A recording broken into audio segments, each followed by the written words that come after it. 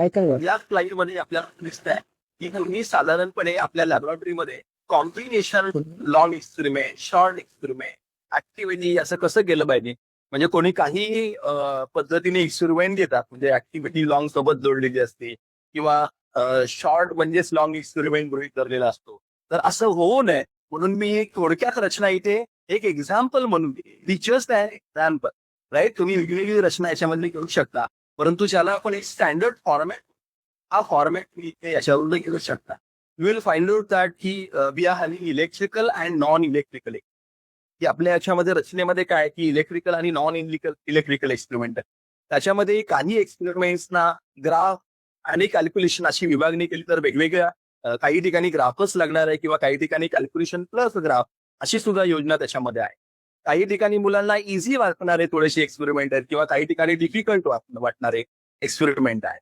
तर ही जी सगळी रचना आहे, तर arrangement of we can say right long, short experiment and activities, तर ही आपल्या लॅबोरेटरीमध्ये आपण आपली जी रिक्वायरमेंट आहे, जी इसेन्शियल रिक्वायरमेंट आहे, आणि काही वेळेला आपण स्मॉल मॉडिफिकेशन पण केलेली असतात आपल्या लॅबोरेटरीमध्ये. आपल्याकडे जी ॲपरेटस आहे किंवा काही लॅबोरेटरीची रचना वेगळी असते, ॲपरेटसची रचना वेगळी असते. त्याच्याप्रमाणे तुम्ही छोटी छोटी मॉडिफिकेशन कर, एक्सपेरिमेंट तोच घेता किंवा शॉर्ट एक्सपेरिमेंट ऍक्टिव्हिटी तीच घेता. तो काही काही सुरू झाले तुम्ही एका पद्धतीने कसं. हो बरोबर. जर वैज्ञानिक तासामध्ये मी साधारणपणे माझा लॉंग एक्सपेरिमेंट विद्यार्थ्यांकडून पूर्ण करून घेतला. तर आपल्या प्रॅक्टिकल हँडबुक मध्ये सर्वात शेवटच्या काही पानावर सही सर त्याच्यानंतर काय कंपनी नाही ना तसं नाही फिक्स कंपनी किंवा हे गाईडलाईन तुम्हाला मिळू शकेल. आणि त्या दृष्टीने मी हा जो टेबल केलेला आहे त्याच्यातला पहिला पार्ट जो आहे तो वन लॉंग एक एक्झाम्पल आपण आहे. मग दुसऱ्या हाफ सेशन मध्ये आपण जो वन शॉर्ट एक्सपेरिमेंट आणि ऍक्टिव्हिटी घेणार त्याला सुद्धा लेबलिंग केलेलं आहे. जसं लॉंग एक्सपेरिमेंटला एल असं लेबलिंग केलेलं आहे, शॉर्ट एक्सपेरिमेंटला एस असं लेबलिंग केलेलं, किंवा ऍक्टिव्हिटीला ए असं लेबलिंग केलं. एक एक्झाम्पल आपण घेऊ बघूया. Suppose in first half session one and we are conducting the long experiment L9. म्हणजे त्याच्यामध्ये मी सोनोमीटर लॉ लेंथ विचारलेला आहे. हा कसा नॉन इलेक्ट्रिकल. तर या विद्यार्थी सेकंड हाफ मध्ये रिमेनिंग मध्ये काय केलं पाहिजे, तर तुम्ही एक शॉर्ट एक्सपेरिमेंट आणि ऍक्टिव्हिटी त्याला जोडून देऊ शकता. मांडणी करताना मी ऍक्च्युअली केला फॉर एक्झाम्पल मी तिथे S50 ही लॉजिक गेटची ऍक्टिव्हिटी सोडलेली आहे, किंवा A7 ही हाऊसहोल्ड सर्किटचीच ऍक्टिव्हिटी सोडलेली आहे. म्हणजे एक इलेक्ट्रिकल आणि एक नॉन इलेक्ट्रिकल असं कॉम्बिनेशन आपल्याला करता येईल. वर जे काही साधारणपणे ढोबळ मनाने गोष्टी सांगितलेल्या आहेत की इझी आहे किंवा डिफिकल्ट आहे, असाही विचार त्याच्यामध्ये करता येऊ शकेल. काही वेळेला सारखी ॲपॅरेटस जवळ येऊ नयेत, म्हणजे इथे सोनोमीटरच्या जवळ रेझोनन्स आला आणि फ्रिक्वेन्स आपण जोडून घेतला तर ते करणं सोयीचं होणार नाही किंवा आवाज असा डिस्टर्ब होऊ शकतो. अशा दृष्टीने खूप खोलवर विचार करावा लागतो. आणि म्हणून या छोट्या छोट्या गोष्टी एक्झाम्पल स्वरूपामध्ये मी इथे दाखवले. दुसरा L23 केल्विन्स मेथड आणि शॉर्ट एक्सपेरिमेंट मध्ये S7 resonance tube A9 LDR अशी एक जोडणी केलेली आहे त्याच्यामध्ये. तर असंही आपल्याला करता येऊ शकेल.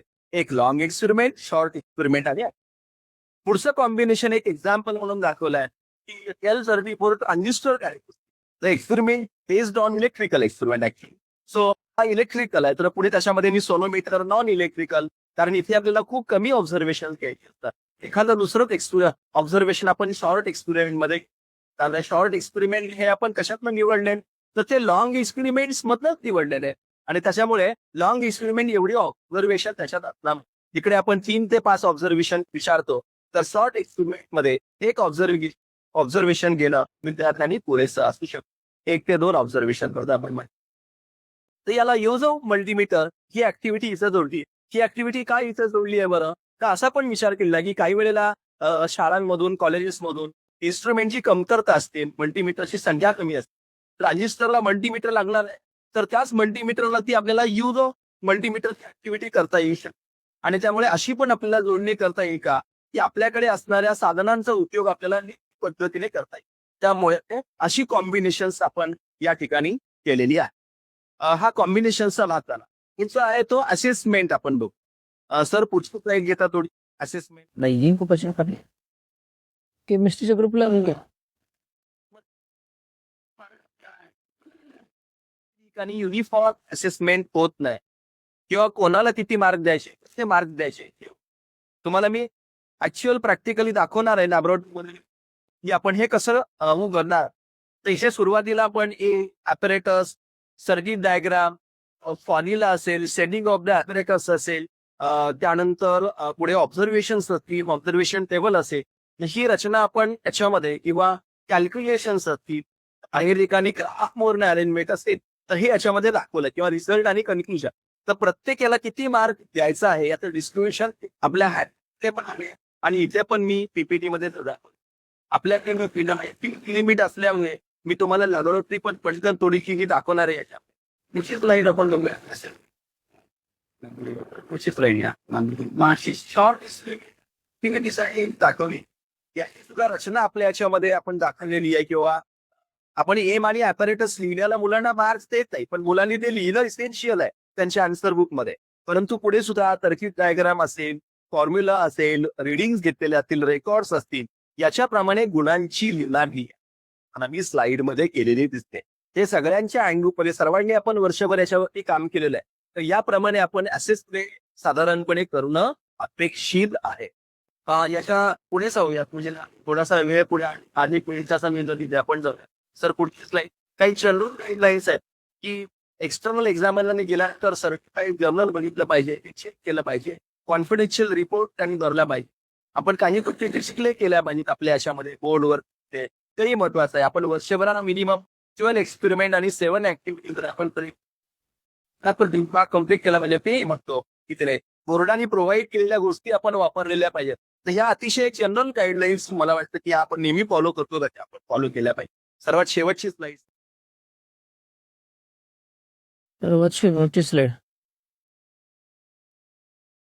Slide thank you. मला आता लॅबोरेटरीची अरेंजमेंट इथे दाखवतो. पुढची एक 5-7 मिनिटं आपण याच्यावरती देऊया. तुम्हाला या ठिकाणी माझा कॅमेरा दिसत असेल सगळ्या सापेस तर कॅमेरा दिसतो. Yes okay thank you. केमिस्ट्री सुरू होते इथे माझ्यासोबत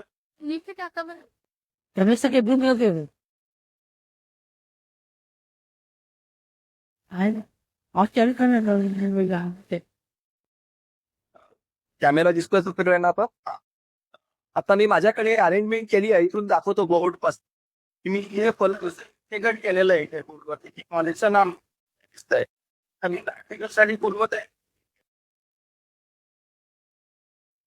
फुलकर्णी सबको मी अप्रूव का थँक्यू. मी हे मुलांना स्टुडंटला कॅन्डिडेटला नीट कळलं पाहिजे म्हणून कळक अक्षरात लिहिलेला आहे. इथे जी लॅबोरेटरीमध्ये अरेंजमेंट या ठिकाणी केलेली आहे तुम्ही बघितलं असेल तर माझ्याकडे लॅबोरेटरीचा स्पेस खूप मोठा असल्याने मी इथे साधारण रांगांमध्ये देर आर 3 रोज इथे फर्स्ट रो आहे मध्ये सेकंड रो तुम्हाला दिसते. सर तुम्ही जरा इंडिकेट केलं तर सुपातीच्या मागच्यासोबत बरं होईल. इकडे फर्स्ट रो आहे साधारणपणे मध्ये ही सेकंड रो आहे आणि इकडे थर्ड रो. तर अशा पद्धतीने आम्ही लॅबोरेटरीची मांडली ते आम्ही झूम खूप मोठा स्पेस असल्यामुळे असं या ठिकाणी केलेलं आहे. माझ्याकडे जागा छोटी असेल तर तुम्ही एक साईड लॉंग एक्सपेरिमेंट मधली साईड शॉर्ट एक्सपेरिमेंट आणि शेवटची तुम्ही ऍक्टिव्हिटी अशी देखील अरेंजमेंट करू शकता आपापल्या लॅबोरेटरीच्या रचनेप्रमाणे. आता ही मुलांना पटकन कळावी म्हणून या ठिकाणी आम्ही जे नंबर्स घातलेले प्रत्येक एक्सपेरिमेंट्सला तर तुम्हाला लक्षात येईल की फॉर एक्झाम्पल आता शॉर्ट एक्सपेरिमेंट आणि ऍक्टिव्हिटी असेल तर असा नंबर या ठिकाणी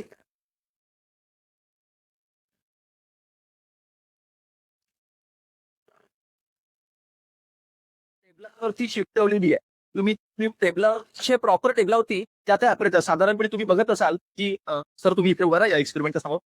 आता हा बघा हा रेझोनन्स ट्यूबचा समजा एक्सपेरिमेंट आहे तर सर जिथे उभारले साधारणपणे तिथून साधारणपणे मी 2 ते 3 असं अंतर सोडू म्हणजे एका टेबलावर व्यवस्थितपणे एका ॲपरेटर्सची अरेंजमेंट केलेली आहे जेणेकरून विद्यार्थी चांगल्या वातावरणामध्ये परीक्षा देऊ शकतात.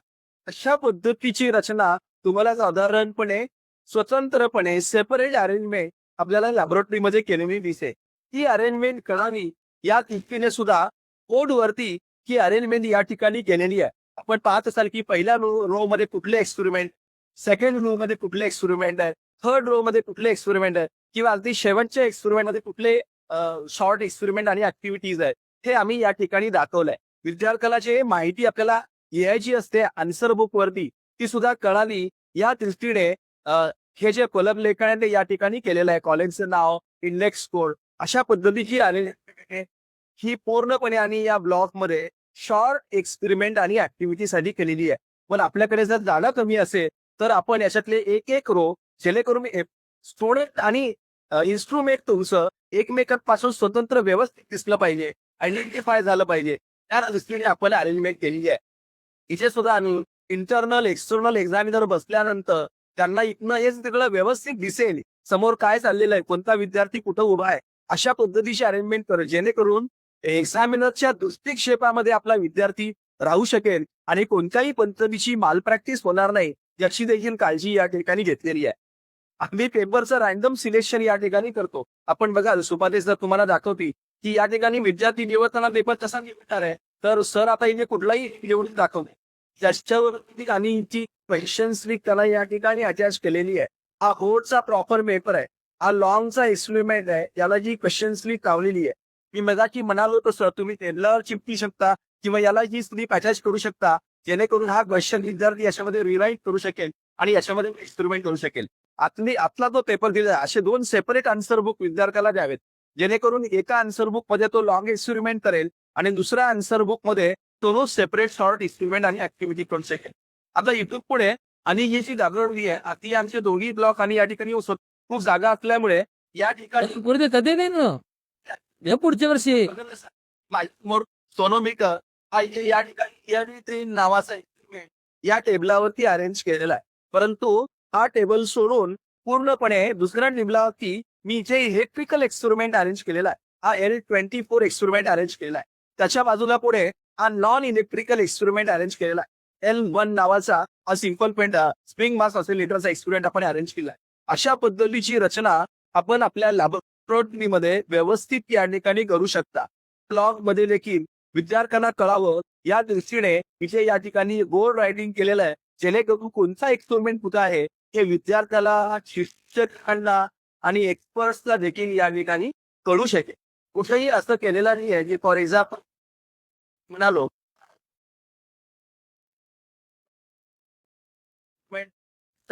आपल्याला मी इथे सोनोमी अरेंज केलं तर यांतून खूप अंतर ती भावात आहे तो त्या विद्यार्थ्याला अशा पद्धतीची रचना आपण या ठिकाणी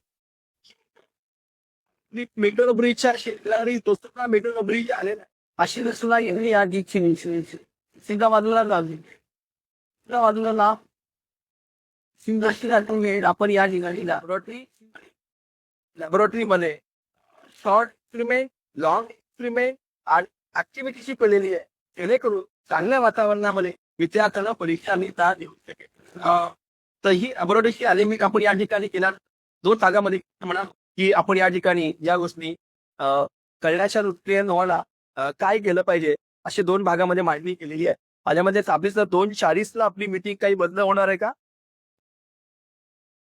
हो सर चालू राहील पुढे बरं काय नाही 2:40 बंद होणार आहे कारण 2:45 पुढची केमिस्ट्रीची ठेवले ना त्याच्या बंद खोली बंद होईल या मी तुम्हाला ही पीपीटी पण शेअर करू आणि ज्याचबरोबर आता जी केलेली आहे आणि काही अडचणी असतील तर शेअर करायला सांगू अडाणी अडवलं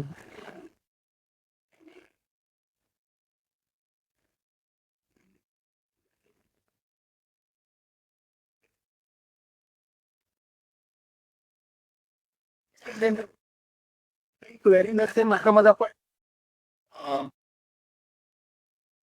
निवडण्याच्या थांबले good afternoon sir. Hello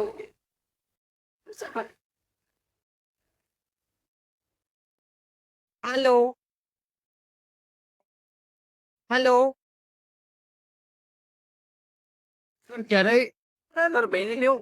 Sir, will you share this recording of your meeting? Because PPT you will be sharing, but your web lab arrangement and the board arrangement, it is very useful. So will you be sharing the recording of this meeting? We'll ask to the board, and board will be later.